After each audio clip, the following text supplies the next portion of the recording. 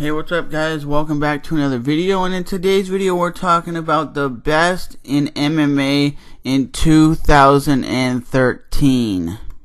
And we're going to get right into it, ladies and gentlemen.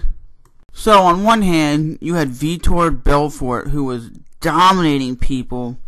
I think he won like 3 fights by head kick, and he was dominating. And then you had, on the other hand, a lot of people were looking at what Travis Browne has done. He's beaten a lot of top dudes and destroyed them quickly. And my thing, I would have to say Travis Browne is probably my top fighter of 2013. He took out Josh Barnett like Josh Barnett was a nobody. He took out Alistair Overeem after Alistair Overeem was dominating him and really beating his ass. And then he also took out Gonzaga by those crazy elbows. And he's won a lot of those fights just purely based on heart and determination. He's going in there, not saying he's a boxer, not a wrestler. He's a mixed martial artist. That's my favorite fighter of 2013. Right there, all day, every day, Travis Browne. I can see him being a champion in 2014. Okay, now we're going to be talking about the 2013 best fight of the year. So the fight of the year can either be Jon Jones versus Alex Gustafsson, Johnny Hendricks versus GSP. It can be the Slobber Knocker Brawl versus Brian Stann versus your boy, Wanderlei Silva. Or a lot of people are giving it credit to is Bigfoot Silva versus Mark Hunt. To me, just on pure heart and determination, I think Bigfoot Silva and Mark Hunt deserve to win the fight of the year. Even though I think one of the best fights I've ever seen in my entire life was the Brian Stann fight versus Wanderlei Silva over in Japan, because they were just swinging for the fences. And yes, you can give Alex Gustafsson and Jon Jones a hell of a fight and say it was one of the best fights. It was a good fight. I'm not going to say it wasn't. But for my pure entertainment and pure heart and determination to win that fight, I would actually give it up to Mark Hunt, because those dudes just put it on the line. You never see 5-round heavyweight fights just doing this, and they were doing trying for submissions, takedowns. They were doing everything in their ability to win. So the knockout of the year has to go to Chris Weidman knocking out your boy Anderson the Spider Silva, because no one in their right mind called Anderson Silva gonna lose that fight. I mean, yes, there was a lot of naysayers saying, well, Chris Weidman's gonna win, but no one thought he was gonna win by a brutal knockout. I mean, some of you guys can claim that Vitor Belfort had a lot of brutal knockouts.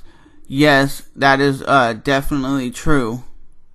2013 sub of the year is, and you guys might be thinking, and a lot of you guys might not remember, Chael Sonnen choking out Shogun. Chael Sonnen choked out Shogun, and he dominated that fight. He got him in a guillotine choke. You never see Chael Sonnen subbing somebody. So that is my 2013. You can actually say Ronda Rousey had a bunch of armbar victories, but to me it's not impressive when you see Ronda Rousey doing armbars, because it's her doing armbars every week. You don't see Chael Sonnen busting out armbars and chokeholds and stuff like that every time he fights.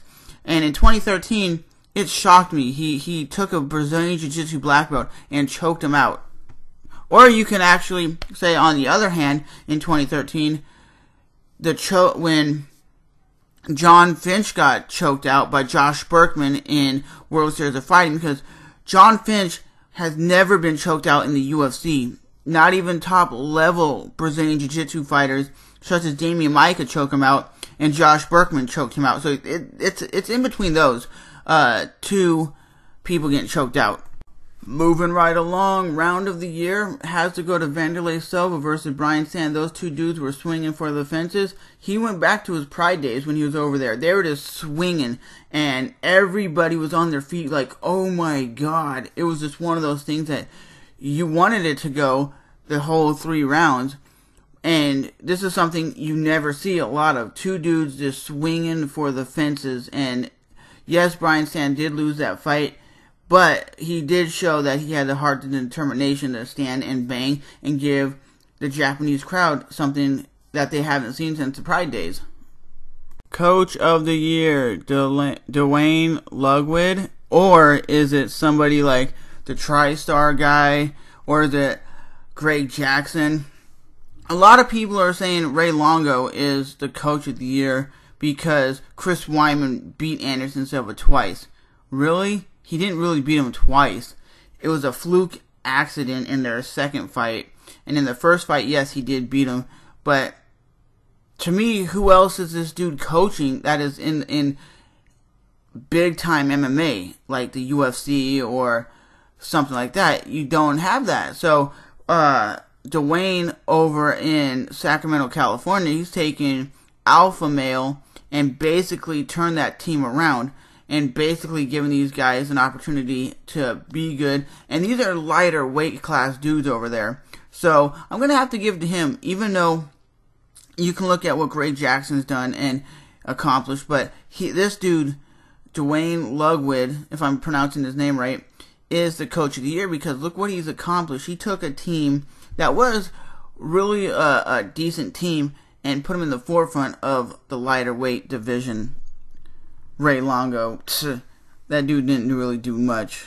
Okay, guys, Ring Card Girl of 2013. I watched the UFC and I watched World Series of Fighting, and I watch Bellator. I don't really know the women's name. The only person I really know is the Brittany chick and Ariane from the UFC. So in the comment section below, who is your favorite ring card girl and why? To be honest, I don't care who is the best ring card girl. The best referee of the year, my opinion, the best referee is either out of Herb Dean or Big John McCarthy. I think Herb Dean is just a better overall referee out of the two.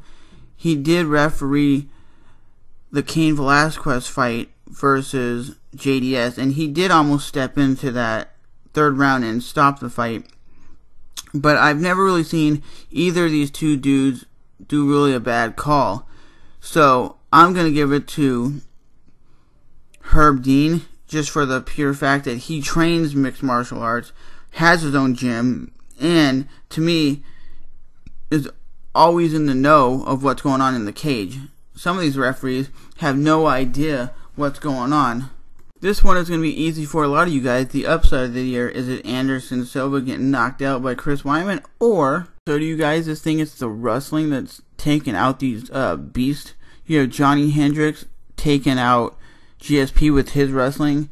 You had basically Chris Weidman taking down Anderson Silva at will, and Anderson Silva's a Brazilian Jiu-Jitsu black belt. He couldn't do nothing compared to this dude. Is the wrestling coming back to be the dominant art in the mixed martial arts game? It used to be Brazilian Jiu-Jitsu. I think wrestling, if you're a dominant wrestler and you know some Jiu-Jitsu, you can dominate. Knock, knock. Who's there? Bigfoot Silva knocking out Alistair Overeem. People didn't expect that. Everybody expected Alistair Overeem to be the next biggest thing in the UFC and become the champion, but that's not happening. And that was the biggest upset of 2013. Sorry. You could look at it and say, well, Chris Weidman over Anderson Silva, but I'm still saying Bigfoot over Alistair. So, what do you guys think is going to happen in 2014 in MMA? Do you guys think that every champion is going to remain champion, or is every champion going to lose their title? To be honest, you have fighters such as Cain Velasquez that's injured. You had Dominic Cruz, who's basically not the champion anymore. I don't know if I could say every champion is going to be losing, because now you have a new 170-pound champion because GSP relinquished his title. So I can see possibly the 185-pound title being lost, because I don't think Chris Weidman's going to remain the champion in 2014. I think Vitor's going to beat him, or I think Lyoto Machida has the chance to beat him. And at heavyweight, I could see Travis Brown beating someone like Cain Velasquez, because Cain is coming off an injury. And we've seen what happened when Cain came off an injury the first time. He came in there and got knocked out in like 30 seconds against Junior Dos Santos. So I don't know. I could see a lot of these dudes remaining champion and some of them just getting beaten. So I think I would have to say I can see Ronda Rousey eventually losing her title in 2014. And you can definitely say Chris Weidman's going to lose the title. And all the champions so far, I think, are injured. I think even Anthony Showtime Pettis is injured. So all these dudes will possibly lose their titles. But with that being said, what do you guys think of 2014? And in the comment section below, post your favorite fighter, favorite coach of the year, favorite MMA ring girl, favorite round, and favorite sub. And what was your best fighter of 2014? What was the craziest knockout of 2013? Love to hear you guys debate in the comments below. So with that being said, I'll definitely see you guys soon. And on my other channel, I'm doing a podcast with a homeboy of mine, so you guys can check that out. And it's kind of set up the same way that I did this video today. But with that being said, I will definitely see you guys next time. And like I said, in the description box is to my MMA Facebook page and to my podcast. See you guys soon. Deuces.